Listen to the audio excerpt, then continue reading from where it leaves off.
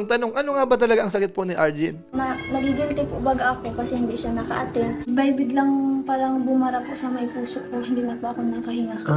Pasensya na po sa inyo dahil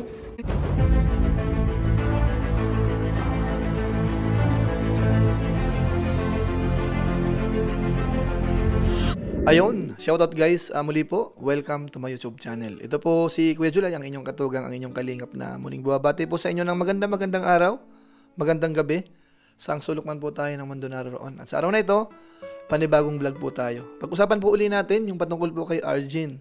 Dahil sa pagkakataong ito, si Arjen po ay humingi na po ng pasensya, nagsorry na po siya. Tapos syempre alamin po natin, ano nga ba ang naging sakit po ni Arjen? At bakit po nagkakaroon siya ng napakaraming bashers ho? Siguro sa pagkakataong ito pag-usapan natin yan para siguro maliwanagan din po yung iba. Pero bago po yun, konting paalala muna si Kuya Julay. Baka sakaling meron pa po ditong hindi nakasubscribe sa ating YouTube channel, huwag natin kalimutan.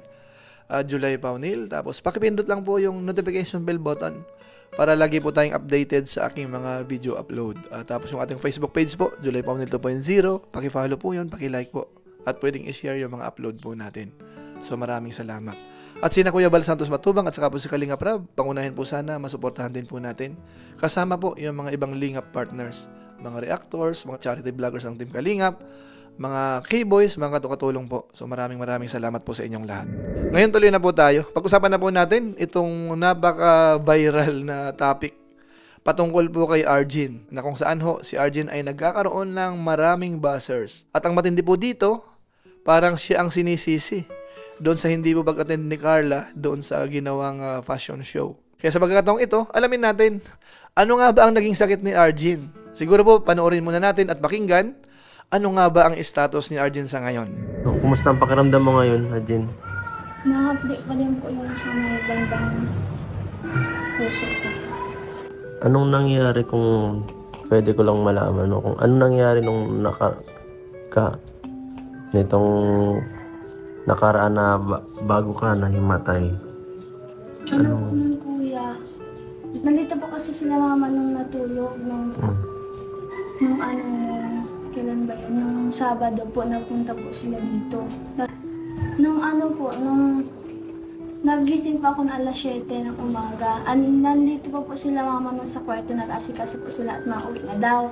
Tapos sabi ko, mag-ingat na lang, nagganang pa ako. Tapos natulog pa ako ulit noon. Tapos pag nagising pa ako, pag ubo ko po, biglang parang bumara po sa may puso ko, hindi na po ako nakahinga. So hindi lang yun tungkol sa asma? Opo. Kasi kung asma parang hindi naman ganun siguro katagal yun sa iyo. So... Tapos doon na po, nahirapan na po ako nga, nag-hyperventilation na po ako, na po yung paghinga ko, nakulangan na po ako sa oxygen. Yung pagbiglang mo nung nakarang araw? Saan nga nag-trigger? Nung biglang paghinga, may bigla kang hindi parang may bumara.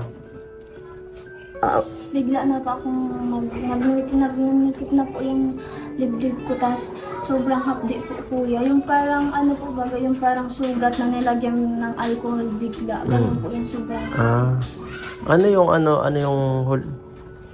Ano yung hindi tungkol sa asthma yung nangyari, no? Hindi. Hindi mo po.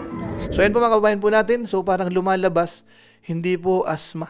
At ang nakakatakot po, yung tipong doon sa puso di umano. At ang matindi po dito, meron pa pong isang binanggit yung doktor. Ito, panoorin po natin. Nung tiningnan ka ng doktor, anong mga yung findings pa niya? Yung kanyang sarili lang? Ano bang... Yung nga pong sinabi ko sa neurocirculatory asthenia po. Neurocirculatory asthenia. Anong ibig sabihin? Yung nga po, yung po ng paghinga, yung hirap po, nagpapalpitate ka po, yung naninigas. Oo, naninigas ka talaga nun eh. Sabi po ng doktor, baka daw po anxiety. Tapos depression po. Yun din naisip ko kasi parang minsan... Siguro po sa emotion daw, kaya din kaya din po ako siguro nahirapan. So ayan po, anxiety naman daw po, mga kababayan po natin. At hindi po nagtatapos dyan. Ito, panoorin pa po natin. Nung inaano pa ako dyan sa room, sa TDE ko, pinahubad pa ako, tapos pinasuot po ng patient doon, tapos may nilagay po sa akin sa dibdib na wire. At ayun, basta may dinala. Tapos may monitor po dun sa tabi. Tapos tinatagilid po ako ng nurse. Siya po yung nag-assist sa akin. Tapos yun nga po, tapos mga 10 to 20 minutes ata po yun ay pag sa akin, or 30 po ata. Nung mga nasa 10 minutes na po yan, narinig ko po yung mismong tunog ng ko sa puso. Puso mo? Parang may parang nag-iiling po yung yung nurse. Kasi po may narinig po ako na din na parang may sumipo. Parang may problema. Parang yun anong nakita, pansin mo sa kanina? Natagalan sa po test siya nila. sa akin. Natagalan po siya. Parang masyado niya pong masyado niya pong tinitingnan, talaga yung ko. Sana mali ang kutob natin. So ayun mga kabayan po natin. So medyo nire-relate po sa puso. Tapos may nabanggit din na patungkol po sa pneumonia. Nung dati po nung finding sa akin ng doktor is yung kaya daw po nahihirapan din po ako maging kasi nga po sa pneumonia. Yung sa lungs po. Yun po yung finding sa akin ng doktor dati.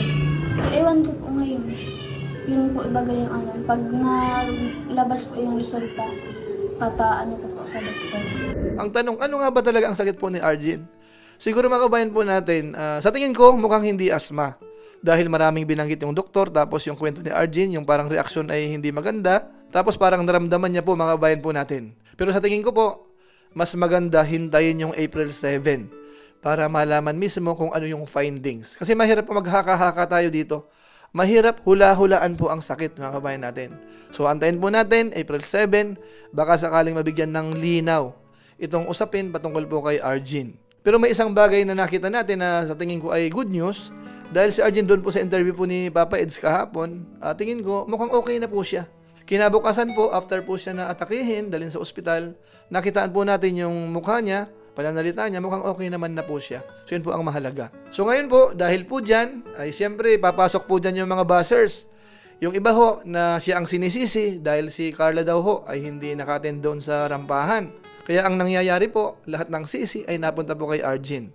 So ngayon po, ito po yung pagkakataon naman na magpasalamat si Arjen kina Carla, kina Roseanne, at idiretso po natin doon sa kanyang paghingi po ng sorry o kaya pasensya. Panoorin natin.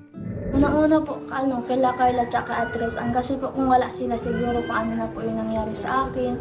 Then yung kay Carla din, especially po kay Carla, at dahil sa akin po kasi ay nagigilty po baga ako kasi hindi siya naka-attend. So sa iba po ay maging proud na lang din po sila kay Carla kasi nga po andyan si Carla din po para sa akin, natulungan din po. Kasi kung hindi dahil kay Carla din, kung hindi siya sa akin nag-asikaso,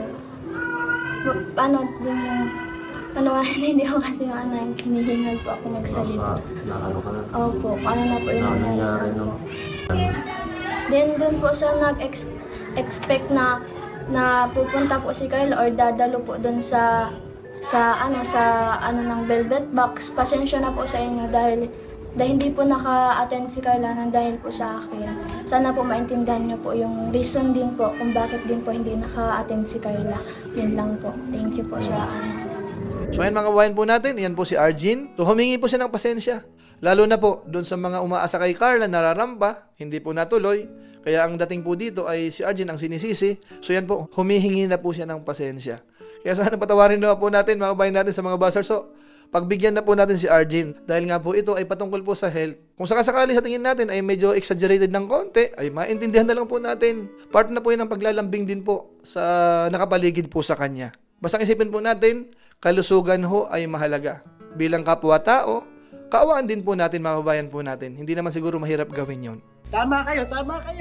So ayun mga kabayan po natin, iyan lang po muna siguro ang ating maiksing reaction video patungkol po sa status ni Arjen. Kaya ang pinaka-the best po, antayin po natin yung April 7. So muli, ito po si Kuya July, ang inyong katugang, ang inyong kalingap na pansamantalang nagpapaalam po muna. Kita-kita ulit tayo sa mga susunod ko pang vlog. Maraming salamat sa inyong walang sabang pagsuporta po sa ating YouTube channel. Pagpalain nawa kayo ng Diyos, mabuhay tayong lahat. God bless. Bye-bye!